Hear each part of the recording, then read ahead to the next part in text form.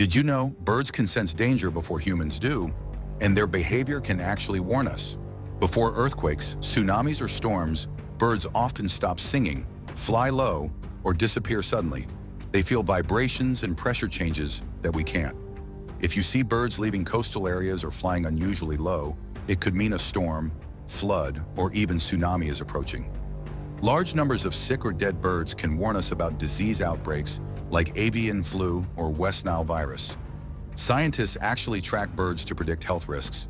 So next time you notice birds behaving strangely, pay attention. Nature might be warning you.